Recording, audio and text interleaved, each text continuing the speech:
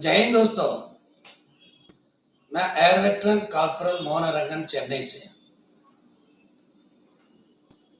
दोस्तों आज का टॉपिक भी हरियाणा चुनाव के बारे में। मैंने पिछला वीडियो बनाया था, उस टाइम चुनाव का जो तारीख के बारे में कोई आइडिया नहीं था।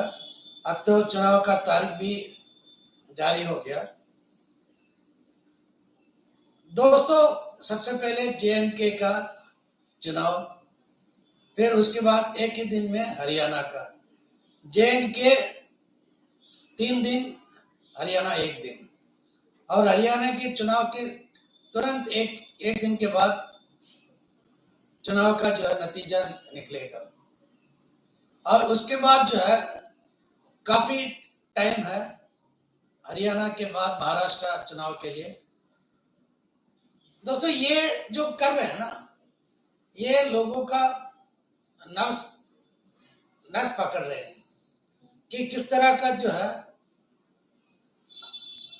इलेक्शन नतीजा निकलेगा, उसके हिसाब से ये अपना रणनीति तय करेंगे। दोस्तों पहले मैंने कहा था, जहां जहां फौजियों का स्ट्रेंथ ज्यादा है वहां पे आप लोगों को अपना गुस्सा दिखाना है।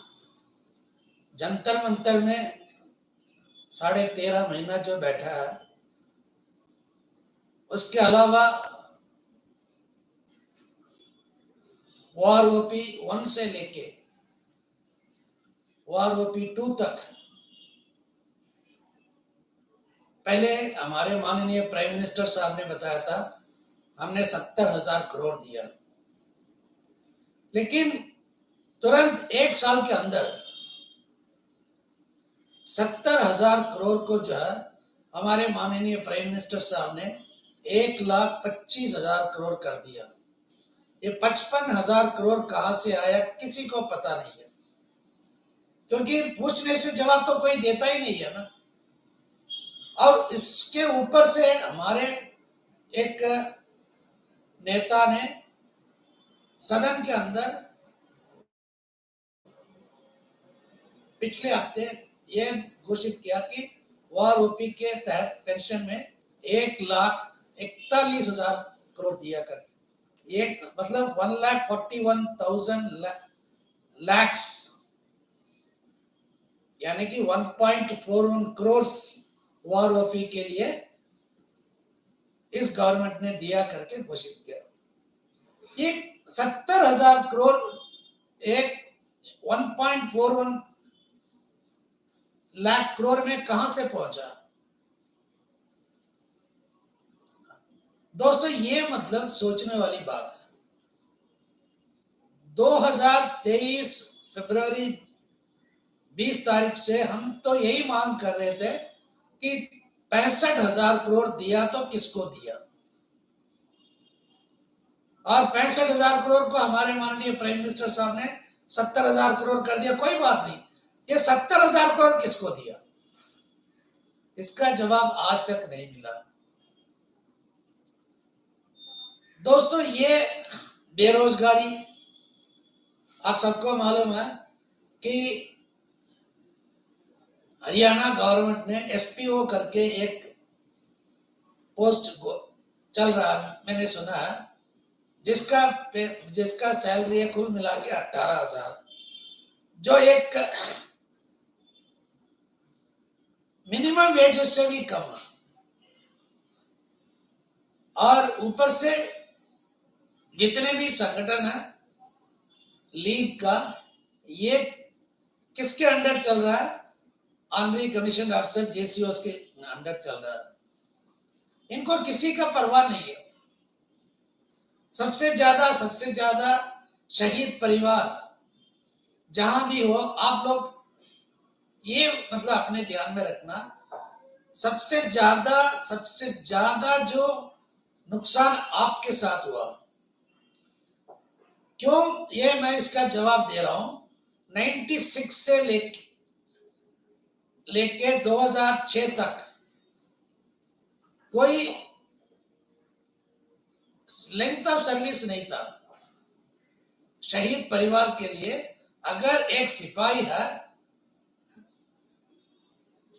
उनके लिए एक ही था, नायक के लिए एक, हवलदार के लिए एक, जेसीओस के लिए नायब सूबेदार, सूबेदार मेजर, सबके लिए एक ही जैसे था। हाँ, बेशक दो ग्रुप था, उसमें दो ग्रुप था, लेकिन पेमेंट में कोई फर्क नहीं था, पेंशन में। और उसके बाद 2006 से लेके 2014 तक वही चल रहा था, बगैर काउंटिंग लेंथ ऑफ सर्विस, एक जैसा मतलब पेंशन था। लेकिन ये ओआरओपी 2014 में जैसे लागू किया, जितना साल सर्विस किया है उसके हिसाब से शहीद को भी बांट दिया। यानी कि 2 साल 2.5 साल का अगर शहीद है, उनको 200 दे दो, 1.5 साल का शहीद है, उनको 100 दे दो। ये कहां का इंसाफी है? इसलिए सबसे पहले जो है शहीद परिवार और स्पेशल फैमिली पेंशनर्स, आप लोग अपने दिमाग के अंदर ये बात अच्छी तरह बिठा दो, जो कुछ हुआ आपके साथ, ये बहुत गलत हुआ। उसके बाद बैटल कैजुअलिटी, जो जिंदा पेंशनर लेकिन बैटल कैजुअलिटी है, आप लोगों के साथ भी यही हुआ। अगर 1.5 साल के अंदर बैटल कैजुअलिटी है, सिर्फ और सिर्फ 1.5 साल का आपका जो है पेंशन और बैटल कैजुअलिटी की अलग से पेंशन ये मिलता है अभी, लेकिन उससे पहले ऐसा नहीं था। तो आपको भी ये अपने दिमाग में इस बात को रखना है। दोस्तों, सबसे ज्यादा जनरल्स आते हैं हरियाणा से, सबसे ज्यादा ऑफिसर्स जो है हरियाणा में बहुत ज्यादा। लेकिन आप इतना सोच लो कि जो ऑफिसर्स ग्रुप है, उन्होंने जो है क्या किया, आपके लिए लड़ा या नहीं लड़ा, ये भी आप अपने दिमाग में रख लेना। 2013 में रिवाड़ी रैली से हमारे माननीय प्राइम मिनिस्टर साहब ने ओआरओपी के बारे में बात किया था। उन्होंने यही कहा था कि अगर हम सत्ते में आएंगे तो सबसे पहला काम 1 रैंक 1 पेंशन देंगे। लेकिन उस टाइम हमारे साथ इस तरह का धोखा होगा ये हमने कभी सोचा ही नहीं था। हमने सोचा कि 1 रैंक 1 पेंशन जो पहले जैसा था वैसे ही मिलेगा करके। तो पहले कैसे था? पहले था कि कोई रैंक, सिर्फ रैंक का था, कोई ग्रुप नहीं था, कोई लेंथ ऑफ सर्विस नहीं था। ये मैं बता रहा हूं 1973 तक हमने यही सोचा कि ऐसे ही मिलेगा। लेकिन यहाँ पे कहते हैं ना, बंदरबाट खा गया कोई और हमें लड्डू दिखाया, लड्डू। दोस्तों, अभी आप लोगों के पास मौका है। अगर आप इस मौके को अगर आप गवा देंगे तो आप समझ लो कि कभी भी आप कामयाब नहीं हो सकते। खास करके जो है शहीद परिवार, बैटल कैजुअलिटी और स्पेशल फैमिली पेंशनर्स, अभी आपके पास मौका है। और सबसे ज्यादा शहीद परिवार जेएनके से भी है, और जेएनके वालों के पास भी अभी मौका है आपको अपना जो है गुस्सा दिखाने का। और रही बात अनएम्प्लॉयमेंट, ये सिविलियन का जो है उनके पास भी मौका है। और एक किसान आंदोलन, आप लोगों को अच्छी तरह याद होगा किस तरह जो है 500 से ऊपर लोगों का मृत्यु हुआ, यानी कि शहीद हुआ 500 से ऊपर अपने किसान आंदोलन में। और किस तरह जो है लोगों को तंग किया, फिर उसके बाद वो तीनों बिल वापस लिया। तो किसानों के पास भी अभी मौका है।